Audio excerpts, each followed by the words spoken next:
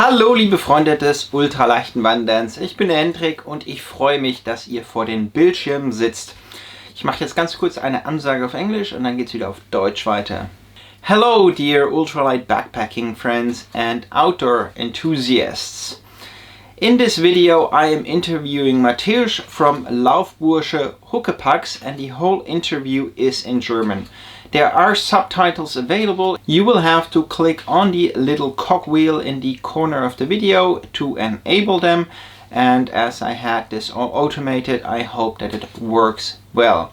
If you want to translate the video into English, French, Italian or any other language, that is also a possibility. I gave permission that this video can be transcribed into other languages. That's it for now in English for me. I continue in German, but click that cogwheel to get subtitles.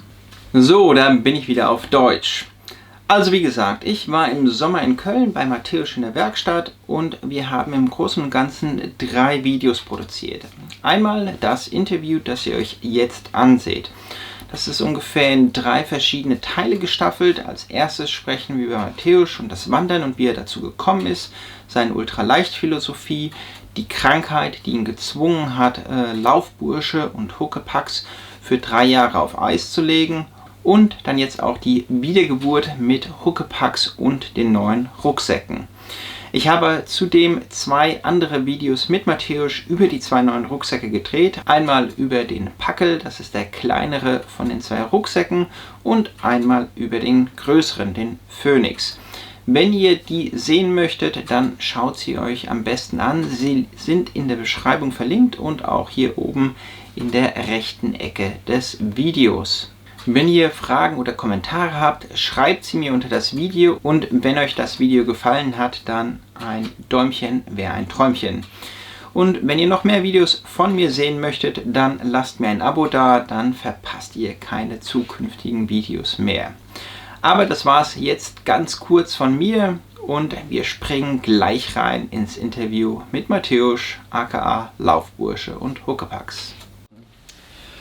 Hallo liebe Freunde des ultraleichten Wanderns, ich bin der Hendrik und heute bin ich beim Mateusz, aka Laufbursche Huckepax in Köln in der Werkstatt. Hallo Mateusz. Servus. Freut mich, hier sein zu dürfen. Das erste Mal für mich in Köln in deiner Werkstatt und es ist natürlich ein Candy-Shop für uns Ultraleicht-Fans. Freut mich auch, dich wiederzusehen. Ja. Weil wir seit vielen, vielen Jahren sehr lange zu tun haben, her. Touren gemacht haben, die ersten Zeiten, den Beginn der Ultraleichtbewegung, Genau. mehr oder weniger in Deutschland ja Vor 10 Jahren. Vor 10 Jahren mehr oder weniger ja zusammen begleitet haben. Ja. So lang ist das alles schon her. Ne? Ja. Aber für die dich nicht so gut kennen wie ich, kannst du uns erzählen, wer du bist? So, wie gesagt, wie Hendrik schon erwähnte, ich bin Mateusz Schuldt, Inhaber und Owner von Laufbursche Gear und natürlich jetzt auch mit der neuen Company nach meinem enormen Schicksalsschlag Huckepax. Seit 2008, 2009 habe ich mich der Produktion von ultraleicht Outdoor-Ausrüstung verschrieben, dort auch dann natürlich hier mit der Szene und mit vielen die ersten Forumstreffen, eine ganze Gemeinschaft mit oder mehr oder weniger betreut, dafür gesorgt mit den allerersten Protagonisten in Deutschland das Thema ultraleicht in irgendeiner Form en vogue zu machen. Und weiter nach vorne zu bringen. Genau. Also was ist eigentlich das Wichtigste für dich im Leben? Im Leben? Ja. Vielleicht vorher und nachher. Ja, das ist halt natürlich schwierig, weil da erwischt du mich natürlich gleich zu Anfang sozusagen auf dem linken Fuß. Nein, das Wichtigste im Leben war immer Laufen, ganz klar. Das ist leider nicht mehr möglich, es ist immer noch das Wichtigste. Leider hat sich diese Lücke bisher mit keiner so inbrünstigen Impression wieder füllen lassen, als dass ich da eine andere Antwort geben könnte. Okay. Das war immer das wichtigste Laufen. Deswegen, das war auch die Motivation, die Cottage zu gründen, mit dem primären Ziel, so viel laufen zu können und wie möglich und damit dann halt auch meinen Berufsalltag absolvieren zu können. Deswegen habe ich auch damals meine Karriere als Architekt abgeschlossen, um mich hier selbstständig zu machen, um maximal in den Bergen zu sein, sozusagen die Maximierung des Lustgewinns. Was war denn deine Lieblingswanderung? Du bist ja relativ viel gewandert durch die Pyrenäen, in Neuseeland, Europa. Viele Touren. Ich bin ja meine Wanderkarriere begann ja nicht wie bei so vielen anderen erst irgendwo in den Mid-20s oder früher, sondern seitdem ich 8 bin, gehe ich wandern, laufe in der Pfadfinderei. Habe dort auch Sippen geführt, bin ganz Skandinavien, überall mit den Pfadfindern gewesen. Aber ganz ehrlich, und das ist dann auch wiederum meiner Lebensgeschichte geschuldet, meine beste Wanderung war meine letzte. Also die letzte große Wanderung, das war die HRP-Überquerung. Ja. Und das war halt eigentlich die letzte Impression, die halt so wichtig war. Deswegen ist es die wichtigste Wanderung, weil es eigentlich so die letzte große Tour war, bevor sich die Situation so entwickelte, dass ich längere Trails und längere Touren einfach auch nicht mehr machen kann. Ja. Zehrst du dann immer noch von diesen Erinnerungen? Ja, natürlich. Ja. Zum einen zehre ich dran, aber zum Teil belasten sie mich auch, weil es halt natürlich immer so noch eine Rückkopplung, normal Phantomschmerzen eines alten Lebens sind. Ja. Aber nichtsdestotrotz habe ich da immer noch so viel Liebe und so viel Inbrunst dran, dass ich dem trotzdem nicht abschwören kann. Ja, dann kommen wir schon zu diesem nächsten Punkt, und das ist, dass du am 12. Februar 2016 hast du eine sehr unerfreuliche Nachricht bekommen. Sehr unerfreuliche Nachricht. Am 12. Februar 2016, als der Laufcoach eigentlich ganz gut lief und wir durchaus den nächsten Schritt der Expansion vollziehen wollten, habe ich leider die Diagnose Krebs bekommen. Okay. Für alle unschön, will man nicht hören. Und hätte eigentlich auch wunderbar funktionieren können, aber während der langjährigen Chemotherapie gab es leider derartige Komplikationen und Nebenwirkungen, dass infolge der Chemotherapie mir leider der linke Unterschenkel amputiert werden musste. Okay.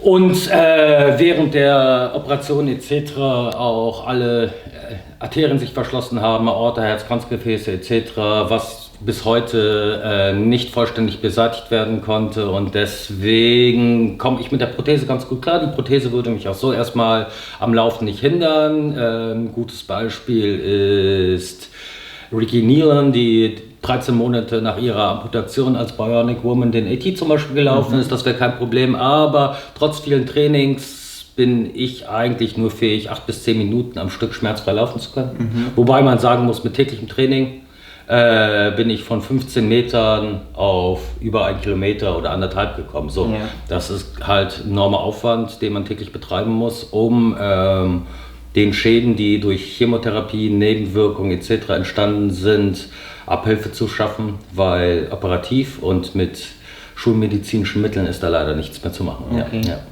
So.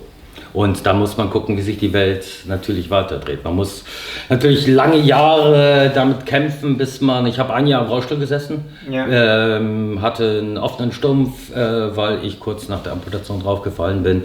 Und bis man dann den Weg geschafft hat, aus dem Rollstuhl heraus, nicht nur physisch, sondern auch psychisch, dann wieder den Fokus und die Perspektive für sich selber schafft, wieder sich engagieren zu wollen, wieder nach vorne blicken zu können, ist der größte Try gewesen, den ich in meinem Leben absolvieren musste.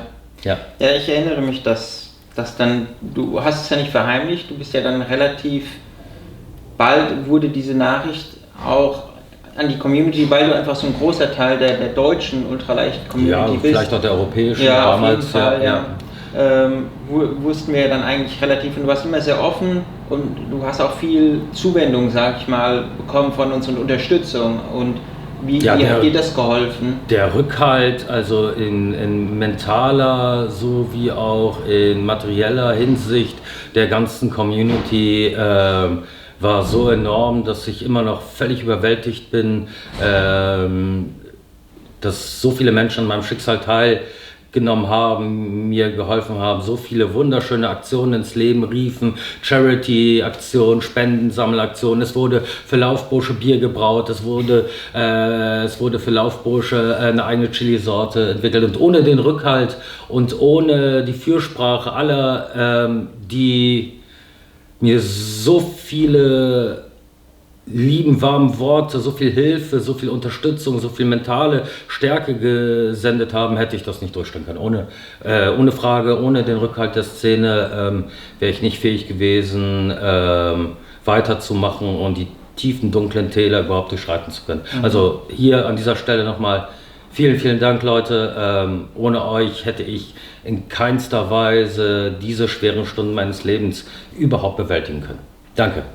Und wir sind natürlich super froh, dass wir dich immer noch bei uns haben. Ja, ich will ja auch die ganze Hilfe, die ganze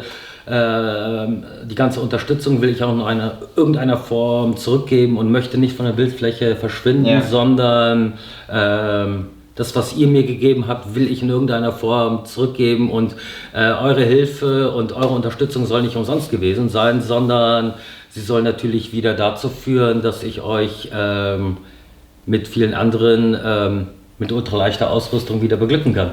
Das ist vielleicht ein ganz guter Schnittpunkt zu dem nächsten Thema, weil nach der schweren Zeit hast du dir dann gesagt, ich will Laufbursche nicht aufgeben, aber ich will weitermachen, aber Laufbursche passt irgendwie nicht mehr. Und einer der Gründe natürlich, warum wir jetzt auch hier in Köln sind, bei dir in der Werkstatt, ist, dass du wieder Sachen machst. Magst du uns was dazu erzählen? Natürlich, also wie gesagt, man hätte auch den Namen Laufbursche ja weiterführen lassen können, aber es gibt Abschnitte im Leben, es gibt auch enorme Brüche im Leben und auch wenn es schwierig ist, natürlich einen Markennamen, einen Firmennamen zu wechseln, kann ich mich dennoch aus nachvollziehbaren Gründen mit dem Namen Laufbursche einfach nicht mehr identifizieren. So.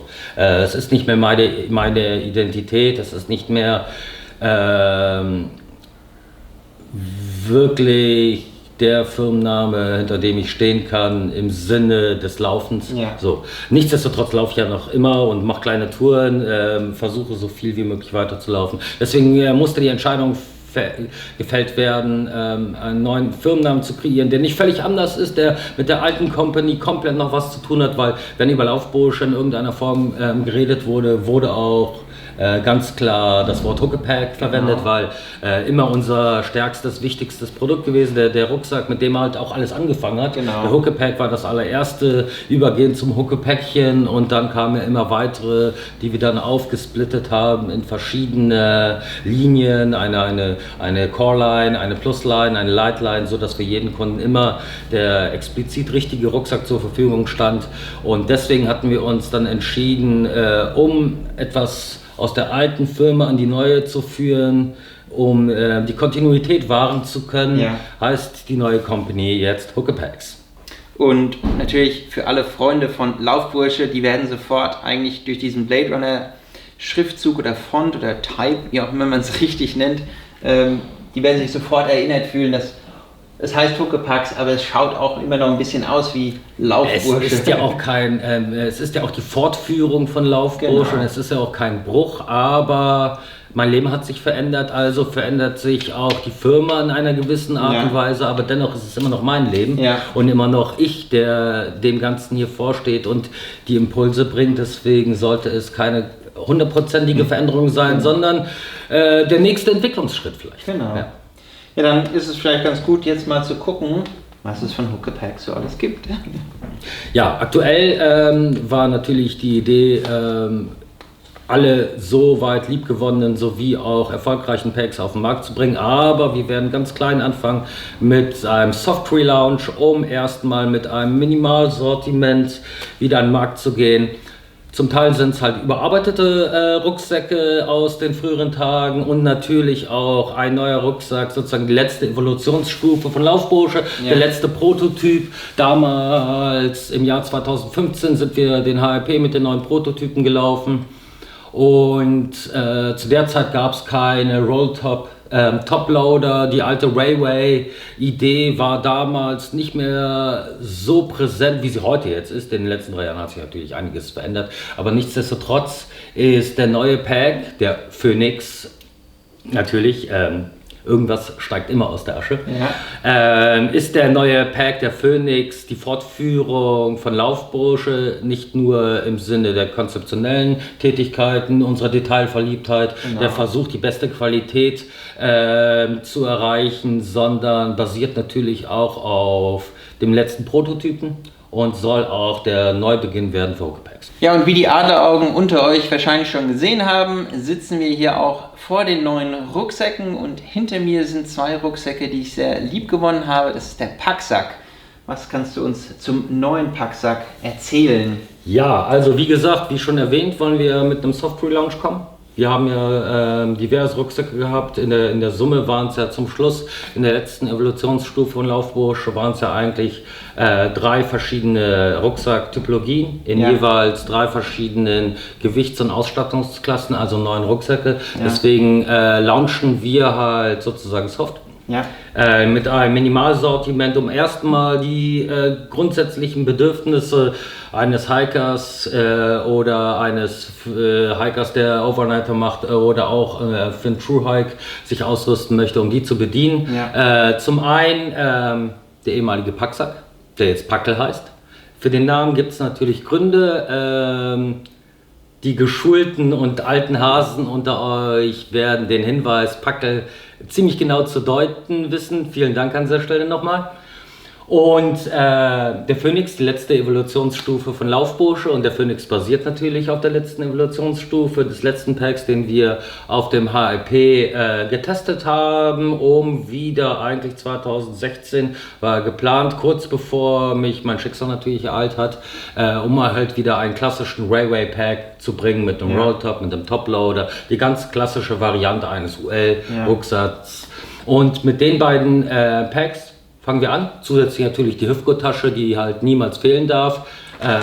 Jeweils natürlich in einer Standardvariante, also in DXG, Dyneema X Grid Stop, als stabiles Material mit allen Features und dazu natürlich in Cuben Fiber, heute Dyneema Composite Fabric in Woven als Light-Variante, also jeweils den Packel sowie den Phoenix in einer Standardvariante und in einer Light-Variante. Den Phoenix zunächst erstmal in 3 verschiedenen Größen, L, M, S, um jedem die Möglichkeit zu geben, die richtige Rückenlänge und auch zum Teil das richtige Volumen für sich wählen zu können, sowie auch mit adaptiven Hüftgurten, die man an den Phoenix anbringen kann, um ihm eventuell nochmal eine höhere Ladekapazität zu ermöglichen, mehr Komfort, und die gibt es natürlich auch in verschiedenen Größen, sind adaptiv, kann man nochmal dazu nehmen. Okay. So. Und später im Zuge des Relaunches werden die alten Modelle in überarbeiteter Variante wiederum als Standard